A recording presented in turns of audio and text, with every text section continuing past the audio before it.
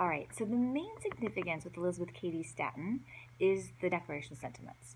But she was also active even before the Declaration of Sentiments with Married Women's Property Acts, right? Remember, because of Femme Covert, when women get married, all of their property, whatever they bring to the marriage, goes to their husband. And so, beginning in the 1830s, Elizabeth Cady Stanton goes to the New York legislature and starts to petition for married women to have access to their property. It takes her about 10 years for it to get approval, kind of get people on board.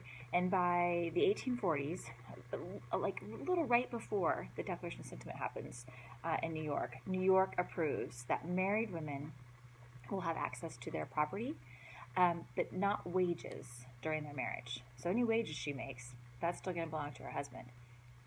But any property she brings to the marriage, that could remain hers, the Married Women's Property Acts.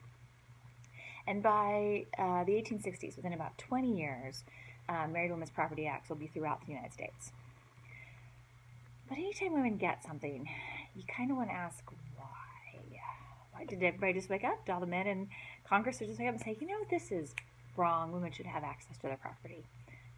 Probably didn't happen that way. And so we think about what we had said about the economy earlier. Remember how it booms and busts? It can go really, really great, and it can totally crash. So if men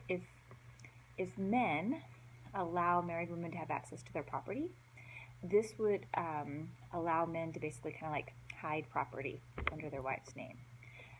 So if the economy crashes and the bank comes to collect property or money from the family, the husband can say, "Oh, no, that's not my property. That property's in my wife's name. You can't. The debt collectors can't collect that property because it's in her name."